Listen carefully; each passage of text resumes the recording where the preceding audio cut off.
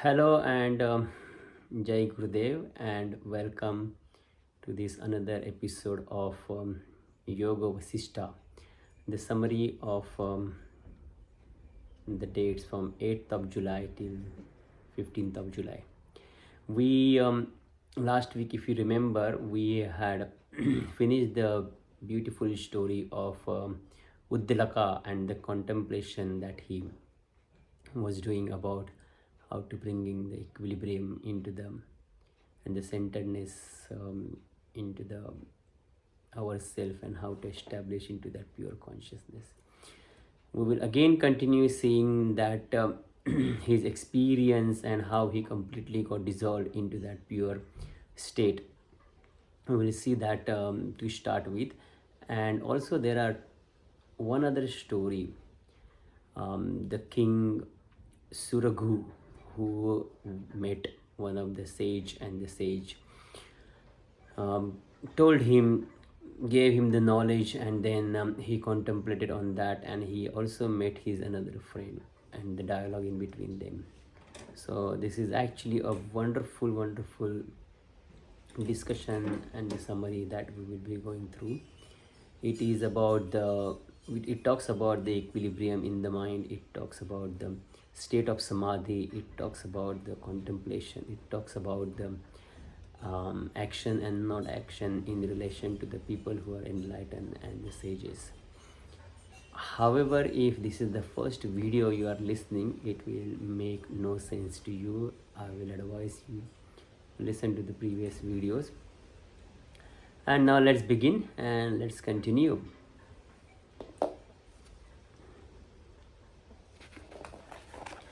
8th of July, which is page number 190. Sage Vasishta continues. Sage Uddalaka, he sat down into the posture, his eyes half closed into the meditation.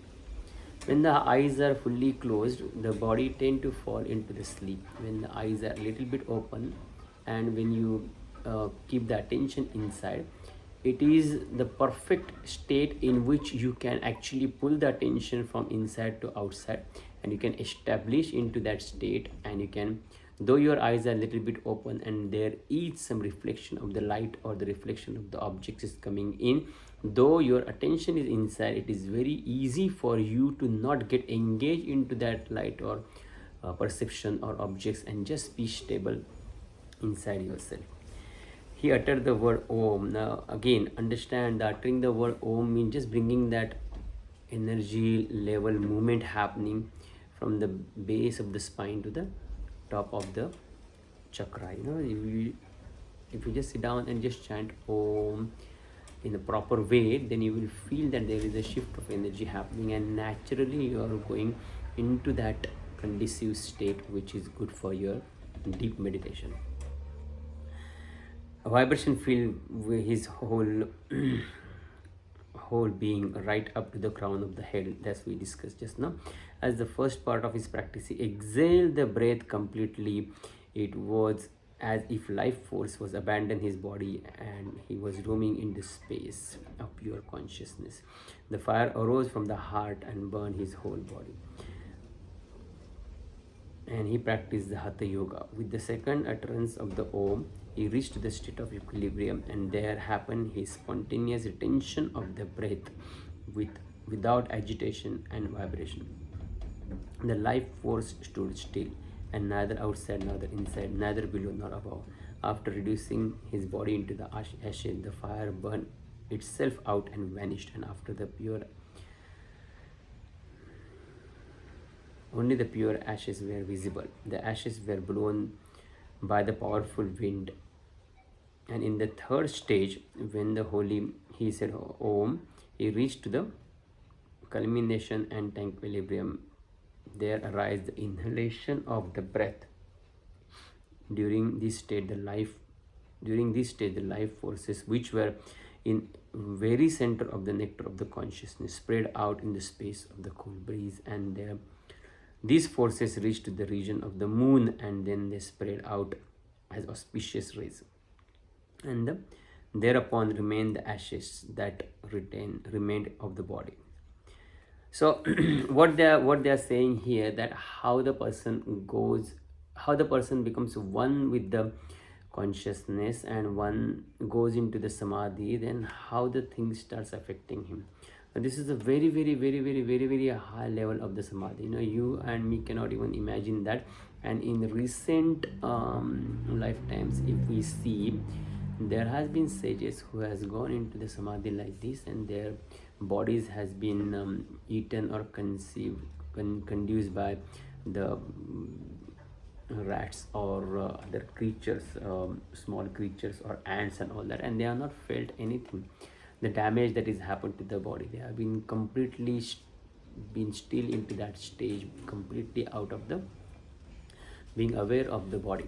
So what does that mean? The first stage. What the first stage? First stage is like, he exhaled. The life, the exhalation happened, and after that he just went into that completely utter centered state where there was no movement of the breath happening. And because there was no movement of the breath happening, there was no movement of the life force happening. Mind was already still, body was already still, and it was helping him to go deep into the state of his pure consciousness, where it was just witnessing what is happening. Now, once he attained that particular state, he must have had a good knowledge about the Hatha Yoga. That's why he could do all those things. Or the other way around is, when you start going deep into yourself, the knowledge of all the yoga and other practices comes to you automatically without you doing any reading or any practice about that. Then the second thing, he reached to the state of equilibrium where the life force stood still and there was no movement. So there was just a complete stillness in the level of the life force, stillness in the level of the mind, stillness in the level of the body, and then he was just getting completely engaged, completely one with the consciousness that was witnessing everything inside. And both the times, he just uttered the word Om, taking his whole energy to a particularly completely on to the pure, not only to the pure form but to the higher form. We can say the energy has to reach to the particular form, the life force has to reach to the particular form. He took it on that particular level, and then he let go after that. That's why he could go deep into the samadhi. Samadhi means he could go deep into the within himself, becoming one with himself, where the objects disappeared, the mind and the body are the part of the objects, and he was established with himself. So meditator becoming one with the meditator. So initially in few of the chapters before, we were talking about meditator meditating on the meditator is what is actually the first step towards going to the samadhi, or towards going to the that peaceful and blissful state. And here he is actually demonstrating that he has become one with himself. The consciousness become one with the consciousness, and there is no conscious movements happening. There is just the liveliness of the consciousness which is there. Rest everything as a part of objects has fallen down and aside. Then in the third stage, he took the inhalation, and when after everything is happened, he just inhaled and he just expanded the consciousness. The consciousness expanded so well, the aura expanded so well, and it just reached to the moon. That's why it was saying, spread out into the space as a cool breeze and reached to the region of the moon. It becomes so big that the whole earth region of the earth, the atmosphere, everything, all the creatures, everything was a part of his own consciousness. His consciousness expanded and become one with the expanded consciousness.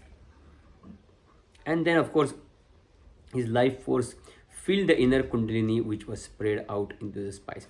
And then after that, of course, when you reach to that particular level, and only when your body mind complexity and your consciousness is ready, then automatically the awakening of the kundalini happens.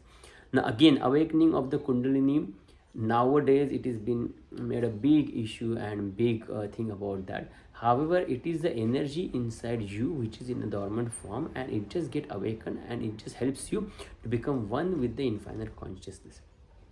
There, if it is worked on, or if it is disturbed, or maybe invoked, or movements has been created, into that energy, then it becomes very difficult for one to handle. I often give the example, like if the 10-volt bulb and we pass the 100 or 1000-volt current, it will blow, it will not be able to sustain that. Similar to that, your body has got a capacity, your mind has got a capacity, your intellect has got the understanding. Till the time you are into this realm of mind, body, intellect, ego, and you are considering yourself as an individual identity, something like a kundalini you should never touch, or you should never think of, or you should never go near to. Why? Because you are still on the individual level and you are still working with yourself. As you go deeper, as you start getting the understanding about that, you are not only the, you are not the body, you are not the mind, you are not the ego, you are not what you think you are. You are actually much more deeper than what is. And you start establishing into that, automatically you will see all those things that's happening for your good and for your betterment as a part of you. And it is very easy for you to sustain that uh, extra increase happening in your awareness and increase happening in your state of consciousness, for you to get better and better. Your ego drops, your desires drops, your habits drops, your attachment drops, your detachment drops, your anger drops, all those things keeps dropping away from you, because you are becoming one with what is the true nectar which has been reflecting from every body and every mind. So that's why this is what has been happening with him. And then he firmly closed his rectum and the other outlets of the body, and then of course means he just controlled the energy flow, and nothing was going out. All the holes of your body, the energy goes out from them. You open the mouth, you talk, you lose the energy. Your nose, the energy goes out. Your eyes, the energy goes out. Your other organs, your energy goes out. So he basically he got a control over his body in such a way that he could close all the exits of his body and could retain the energy which was inside, which was conducive or which was helpful for him to go more deeper into that state of infinite consciousness, to become one with himself. Uddalaka's mind attained absolute tranquility, and no distraction could affect him. Directly he beheld in his heart the darkness of the ignorance that veiled the light of the self-knowledge. After this, his mind rested for another state, state which is different from these far described. After resting for a while in this state, however, his mind awoke to the experience of the totality of the existence. Immediately after this, he experienced the pure awareness. Soon Uddalaka beheld great sages in that infinite consciousness. He ignored them and he continued with experience of the super bliss. He attained the state of the liberated while living. So when you go in, when we start, this is again my understanding, not my experience. So I'm just sharing my intellectual understanding, not experiential understanding. So when you start going into that deep state and go more and more into that purity of the consciousness, and when your consciousness start expanding, the powers that the consciousness has got into the different levels of its purity starts coming to you. Siddhis, what are generally they are called. So some people has reached to that particular one level, and then they have come back, then they can walk, or they can disappear, they can appear somewhere, they can disappear. Some people can play with the scent, some people can play with them, any scent or smell you can produce by just thinking about it. Any objects you can produce from the space. You can bless someone and the blessings bestow that particular happening to that person. The sicknesses gets cured. All those things are the siddhis that you get.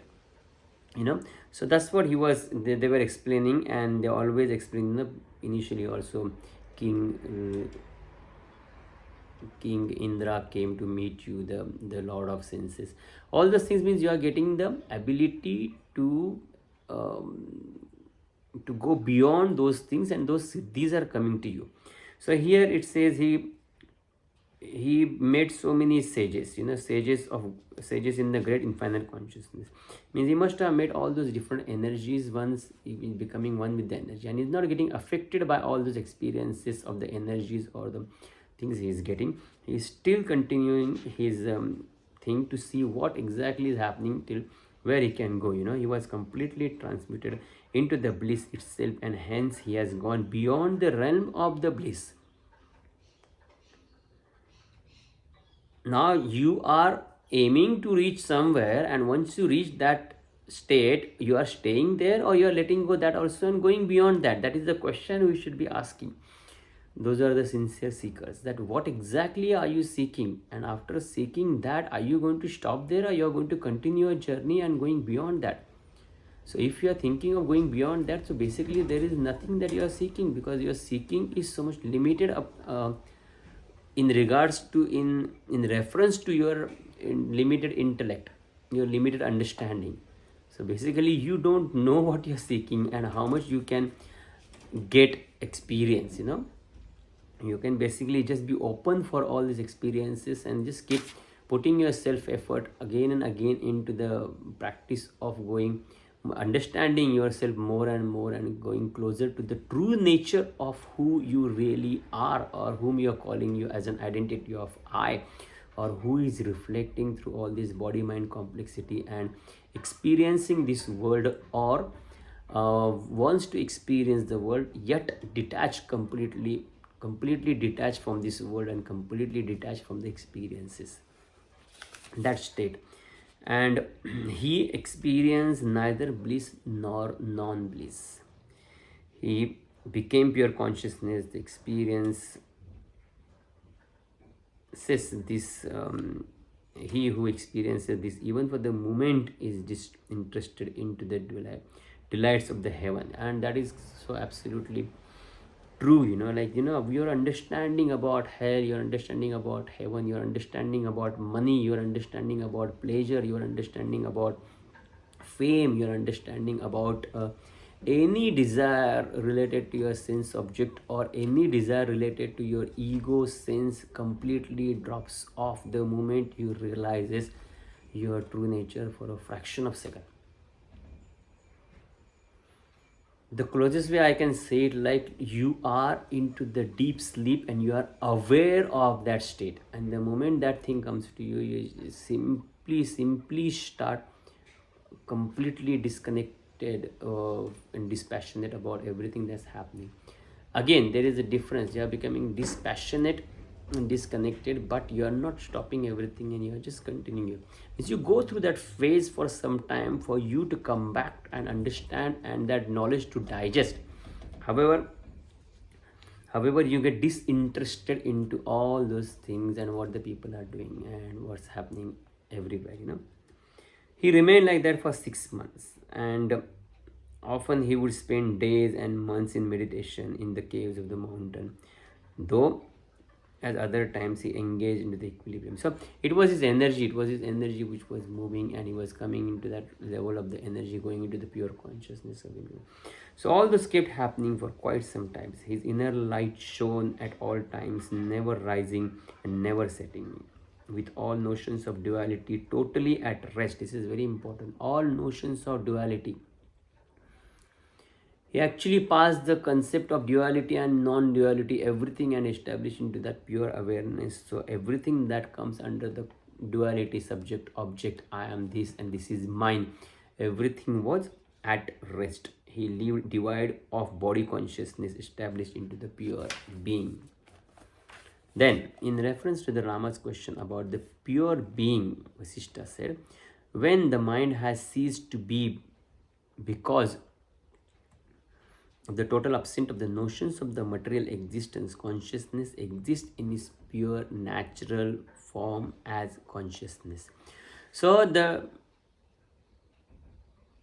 I, or the experiencer, or something that is projecting itself through the body, mind, and experiencing this world through the senses, wants to go back to its own source.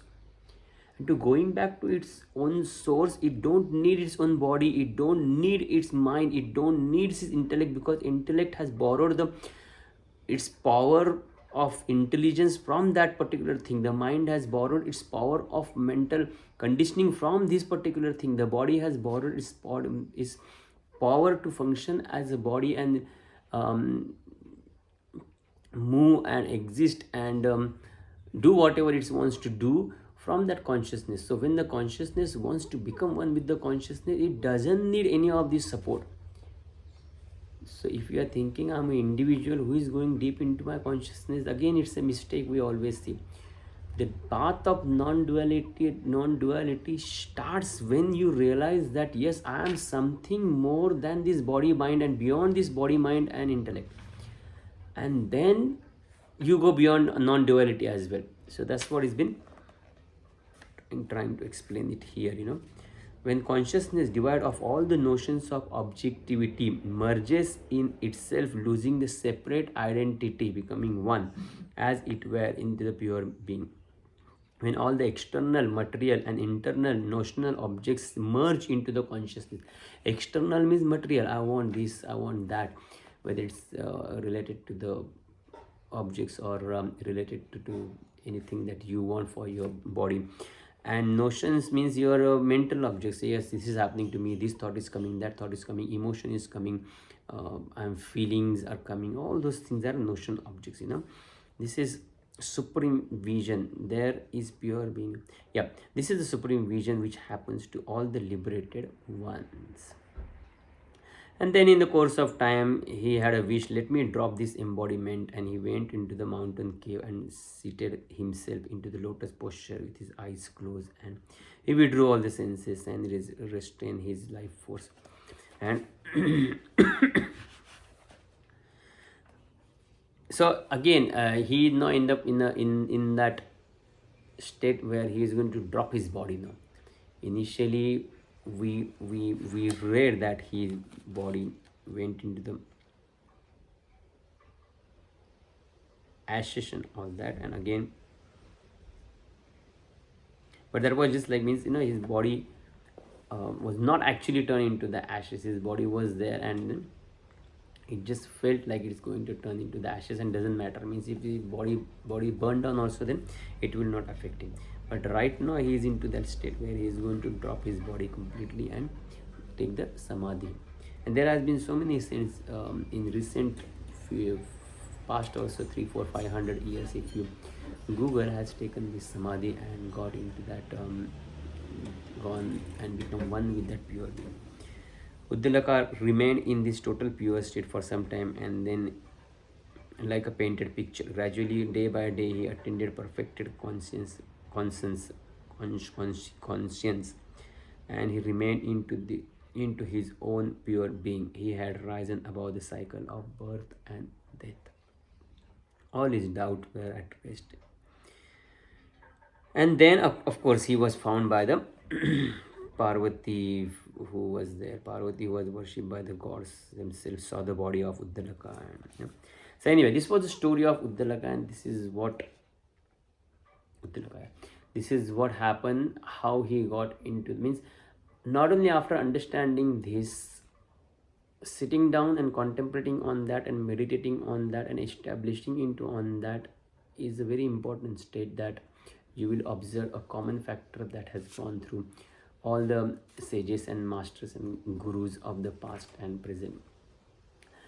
That's why everybody needs to have that time for themselves. Now some things they will get it after they go into the Himalayas. That's why they go into the Himalayas, and there are a few or many sages who has been sitting there and meditating and living their life there for years and years and years. Those who have returned back and opened their own organizations or come out with the techniques for betterment of the mankind, you will also see the reference that they always give in their enlightenment period that happened, that they went into that isolated or secular state in where they were not in contact with anybody, though their body was there, here or away from here, in house or away from the house. and they were not in contact with anyone, and they were going deep into themselves, understanding themselves. And then once that state is completely lived and experienced and the fulfillment comes, then when you come back into this body consciousness naturally on its own, then there is a choice for you whether you want to continue the journey there, or you want to use that knowledge and help the mankind to understand and guide the path, So Vasishtha continue living like this, constantly inquiring into the nature of the self, attain peace. This state of consciousness can be attained by the cultivation of dispassion and the study of scriptures and the instructions of the Guru, and by persistent practice of the inquiry about what my true nature is, and what is real and what is not real, which is temporary and which is non-existing and always changing. Then Rama asks, out of this self-knowledge people get, who is the best? The one who is engaged into the Samadhi, or one who is engaged into the activities, though they are in the Samadhi? And Vasishtha answers that is Samadhi, contemplation or meditation, in which one realizes the objects of the senses as non-self and thus enjoys the inner calmness and tranquility at all the times. Having realized the objects are related only to the mind and therefore constantly resting into the inner peace, some are engaged in activity while the others live in isolation. So once you reach to that particular state where you know that your mind is working and all the objects are related to your mind, and you are beyond the understanding or whatever the limitations of the mind is, way far beyond and way far bigger than the understanding of the mind, then you realize whether you are engaged into the activities or you are not engaged into the activities, it doesn't matter. You are still into that state of equilibrium and Samadhi. Both of them enjoy the bliss of contemplation. If the mind of the one who appears to be in Samadhi is distracted, he is a madman. And on the other hand, if the mind of the one who appears to be a madman, yet he is free from all the notions and distraction, he is enlightened. So if you see someone doing something and they are claiming themselves to be a master or guru, you have to remember that their actions are completely different and non-attached to their state. They might appear to be doing something for something that according to you is a silly or a funny act, but it is not they are what they are. They are completely established into that, and they are just doing this for the fun or for some reason that we don't know. The mind which is free from conditioning is non-tainted even while he is engaged into the activity, and non-action of the mind known as conscience Samadhi. It is total freedom and it is blissness. The difference between the contemplation and absence is indicated by whether or not there is a movement of thought in the mind. If the mind is quiet, or if the mind is having any thoughts, and if you are not affected by that, you are actually established into that. And you get the glimpses of this when you discuss this knowledge. I'm pretty sure whenever you are listening to this, whenever you are understanding this, whenever intellectually also you are pulling yourself into that state or trying to mimic that state on your own, you are getting the glimpses of that. Your mind is becoming completely calm, peaceful, still, and you are feeling that stillness inside you, and it's getting reflected in the level of the body as well. You will get the urge of just closing your eyes and just being with yourself. You will get the urge of not talking to anyone. You will get the urge of not seeing anything. The dispassion starts dawning inside you. That is the power of the knowledge, and the knowledge is related to the knowledge itself, because the state of your consciousness and pure awareness and pure being is nothing but the knowledge. So the knower disappears and everything starts becoming the knowledge, and in that powerful knowledge state, when everything is knowledge, you start understanding that whatever is not knowable or no need to know drops off, and you start becoming one with whatever is pure. This the conditioned mind is the source of sorrow. The unconditioned mind is a non-actor and attains the supreme state of enlightenment. Hence, one should work to remove all the mental conditioning that is known as contemplation and samadhi. One should work on removing the concepts or the conditions. Means you don't have to keep hitting yourself or beating yourself. You just become aware of that.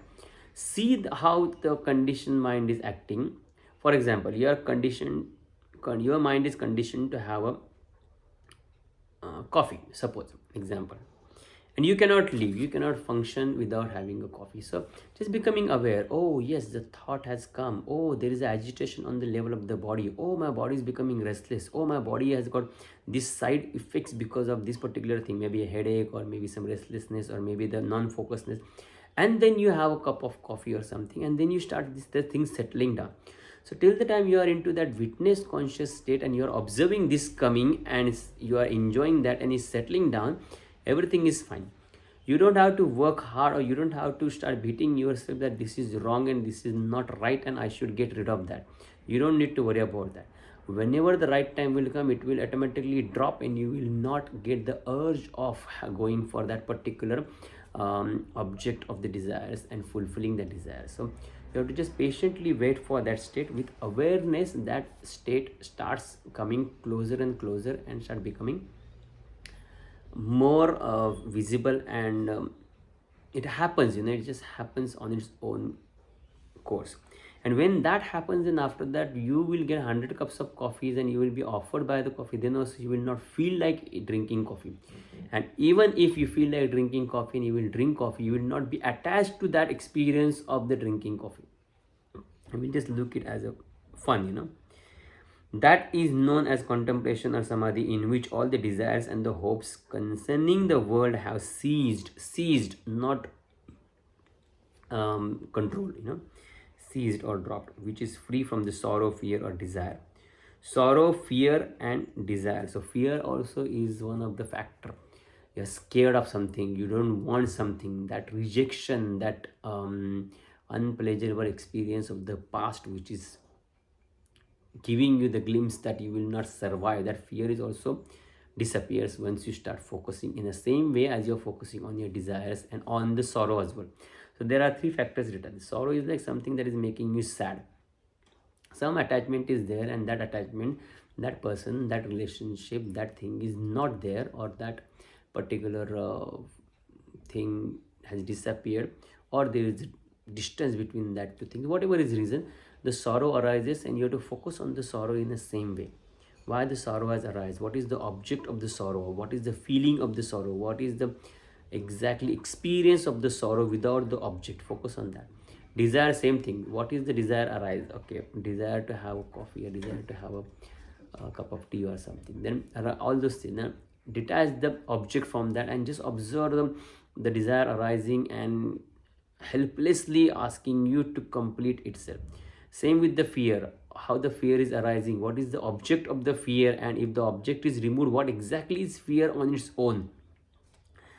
And then you will start going deep, close to the understanding of what exactly is fear is, what exactly is that experience of the fear and why it is come from, what exactly is that desire and how it is come into your life and why it is been there in your life, what exactly is that sorrow, why it has been happened, what is your conditioned mind which was telling that it is a sorrow and you cannot survive, it is a fear you will not survive, it is a desire you will not survive. And then you got attached into that, and mind got conditioned that I cannot live without it, or I should have this when I'm suffering through these particular emotions.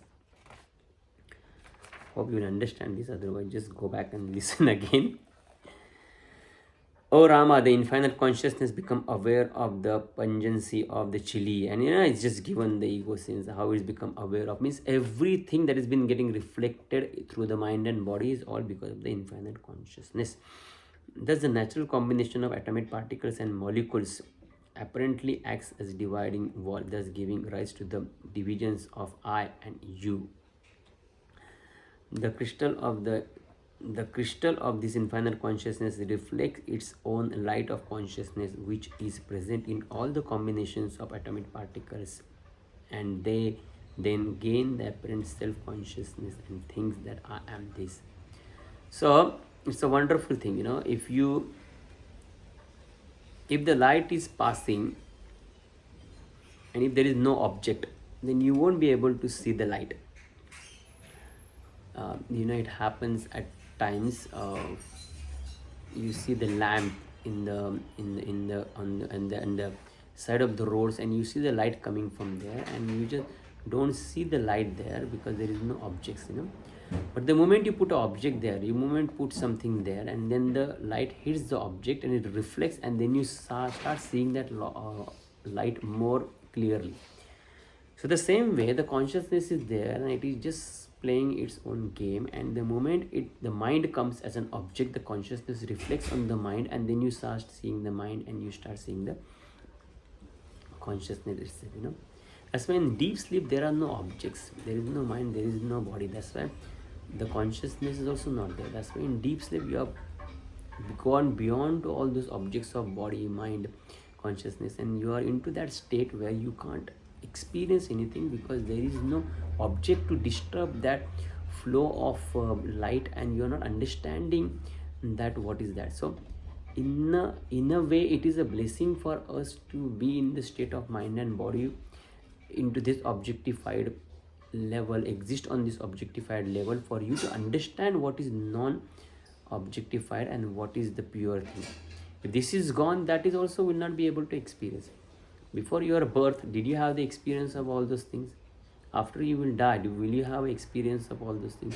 No, because you need something to experience that thing, and this is what that something is. So again, this is the understanding. You are not getting rid of something to reach to that level. It's just the understanding and just becoming one with that pure being with the help of all those things. Yeah, that's what is important.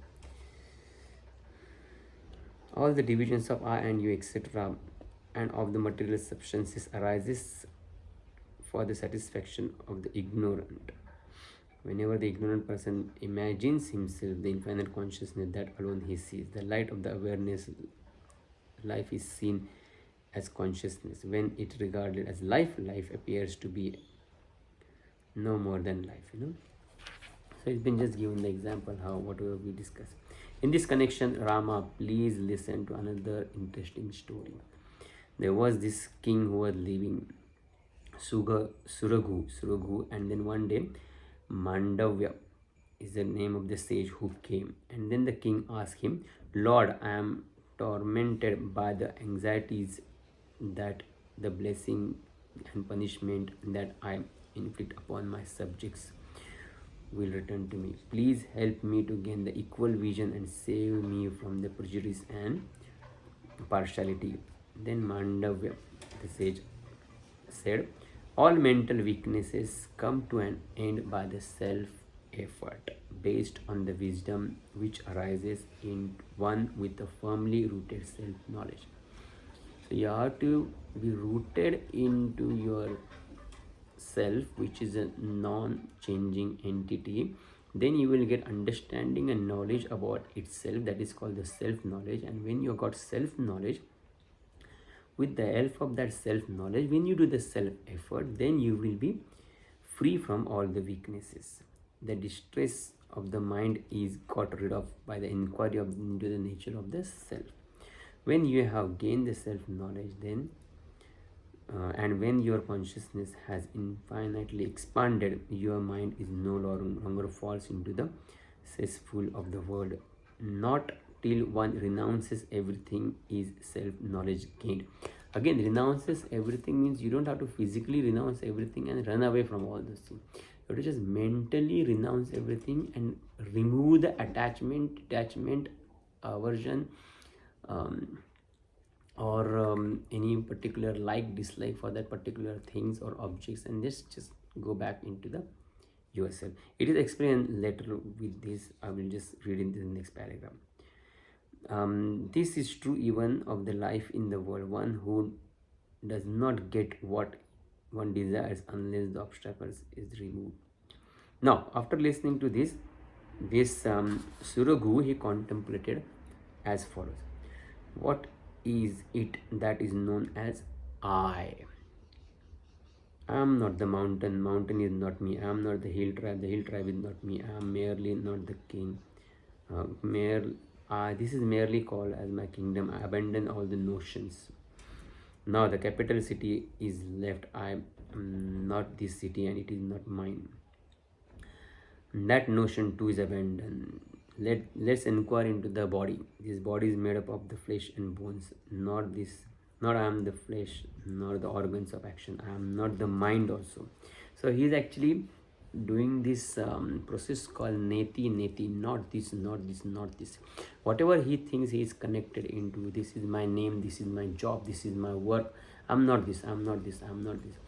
Then I'm the body, then I'm not this body. This body is functioning on its own and it's made up of flesh and bone, but I'm not that. I'm not the mind. The mind is conditioned. I can clearly see the mind is acting according to its conditions and concepts and experiences it has had in the past. So I'm not this as well.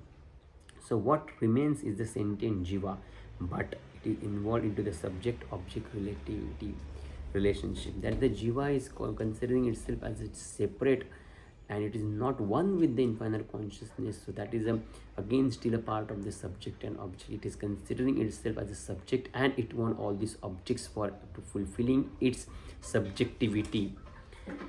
But that which is the object of the knowledge or comprehension is not the self. Thus I abandon the which is knowable or the objects. Everything that you can know, he just abandoning him everything. What will remain is a pure consciousness which is free from the shadow of doubt. I am the infinite self. The moment he realized that, he just established into that, By such inquiry, Suraghu attained the supreme state of consciousness, compassion, yet not uncontemplatious, non-dividing, the pair of opposites, non-jealous. He just got into the state. He lived into with the equal vision in the inner calmness. Now, Rama asks that the mind is so unsteady, then how can he reach into the perfect equanimity? So he said, there is a dialogue happened between this particular king Suraghu and the sage Parigha. One day this sage met King Suraghu and the two enlightened kings duly worship each other.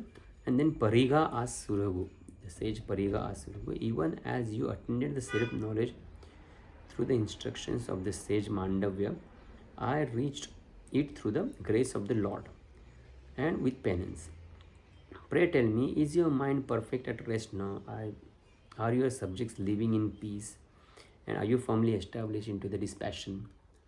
So then Suraghu said, who can truly understand the course of the divine will? You and I have been separated with a great distance so far. We have been truly blessed by your visit. Company of the good and holy men, indeed equally the supreme state of liberation. To this the Parigha said, O king, all actions that are performed by one who is firmly established into the equanimity are production of the joy and nor those done by others. Equanimity are the productive of the joy. Are you established into that state of supreme peace in which no thoughts or no notions arise in your mind, and which is called Samadhi? To listening to this, Suraghu said, Holy Sir, please tell me why only that state of the mind which is free from the thoughts and notions is called Samadhi. If one is a knower of the truth, where he is engaged into the constant action or in contemplation, does his mind ever lose the state of Samadhi? This is the beauty that is been written here, and I am going to listen to this and we are going to discuss this.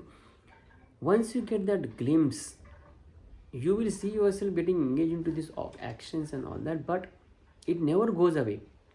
That experience never goes away. It is always there. That experience, you were into that experience state before you were born. For last few months before you were born, when you were in mom's womb, You were aware, your awareness was there, but you were not aware of your body, mind. You were just into that completely peaceful samadhi state, and then the body was born. Then after that few months, few year, you were again not aware of the body consciousness, gender consciousness, name consciousness. Nothing was there. You were peacefully living every moment the way it is, showing every emotion the way it is. Crying 100%, hungry 100%, loving 100%, laughing 100%, eating 100%. All those things were naturally happening. Then the body consciousness came in, then the individuality came in, and then we started thinking, I am so and so, and then the whole journey of the individuality started. Now then again you come back to this reality, that what is the truth. And once you get to know that truth, then you start realizing, oh my goodness, that experience is not going away. That experience was there. It was there before I was born. It was there for first few years of my life, and now I am getting back that experience, and now I am to live with that. So if you do something after that also, then also you don't get attached with all the actions and everything. The enlightened ones are forever into samadhi, and even though they engage themselves into the affairs of the world, knowledge of the truth, Lord, is the fire that burns all the hopes and desires. If they are dried, as if they are dried blade of grass, and that is what is known as the word samadhi, not simply remaining silent. Samadhi means you are becoming one with that. Samadhi, dhi means the knowledge. The word buddhi is come from that. And sama means you are becoming equal with the knowledge. You are equal with the knowledge. You are becoming knowledge itself. And that knowledge itself is, this knowledge is not the object. Knowledge itself is a knower. Knowledge itself is a knowledge. Knowledge itself is a pure awareness, consciousness. It is conscious, it is aware, it is knowledge itself. That's why the whole manifestation has coming out of that state without anybody acting or doing anything. Think about this, so many different human beings, so many different living creatures, different types of plants, organisms has come up, and without anybody interfering into that. So there has to have a lot of knowledge in there, the capacity that you and me cannot even think with our individual mental and intelligence. Even as time does not forget to move on, the man of the self-knowledge does not forget the self. Even the material object is forever material, the sage of the self-knowledge is forever the sage of the self-knowledge. And then I am always awakened, pure, at peace with myself in the state of samadhi. How can it be otherwise? And listening to this, sage Parigha, or the king Parigha, said, O king, you have attained the total enlightenment. You shine radiant with bliss, with peace, with sweetness, and with purity. In you there is no ego sense, desire, or aversion. To this Suraghu said, O sage, there is indeed nothing which is worth of desiring and renouncing. Again, you are not desiring anything, you are not renouncing anything, because there is nothing that you have in first place to renounce. Actually, you got your body from here, you got your mind from here, you got your intellect from here, you got this consciousness also becoming individual consciousness from here. You yourself do not have any existence.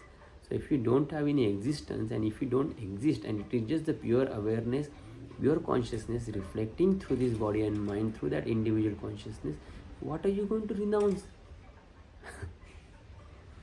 So for as long as these things are seen as an objects, they are nothing but the concepts, percepts, and notions. When nothing is worth acquiring, it follows that nothing is worth renouncing.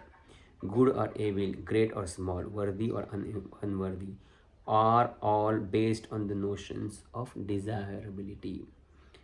So whatever you desire for, according to that, it will become good or not good. If you desire for something, and if you don't desire for something, then that will become not good. If you desire for something, that will become good for you. We're just going through this game of the mind, conceptual mind. When desirability has no meaning, the others do not arise at all. There is truly no essence in all that is seen in this world, the mountains, oceans, forest, men, women, and all the objects. Hence, there is no desire for them. When there is no desire, there is only supreme peace in heart. There is no desire means your mind is not agitated or attracted towards anything. Your body is not working through your mind to fulfilling any of the desires. You are just sitting into that state and just spontaneously acting whatever has to happen. If you want to cook for someone, you're cooking for someone. If you want to do something for someone, if you want to talk to someone, share some knowledge with someone, do something for someone, it is just spontaneously happening, because you're just free from all the actions, or you're not rejecting any actions, you are not attracted towards any actions. And that is why when there is no desire, there is a supreme peace in the heart. And after that, they both discuss few things and stayed there for quite some time. And that's the end of today's summary. We will see what we are going to see next time. However, again I will repeat the same thing. This knowledge will not have any meaning if after listening this you will not keep contemplating and challenging yourself whenever you go through the not so good times and experiences throughout your day or throughout your week. That time you should be aware of that. So make some notes, write down somewhere, or remind yourself somehow that if I'm not attached to all those things, then why I'm getting all those experiences and why I'm suffering through the experiences. So that's the step of contemplation that you can think of. All right, till then we will meet next time. Till then, you take care, and we'll see you. Jai Gurudev.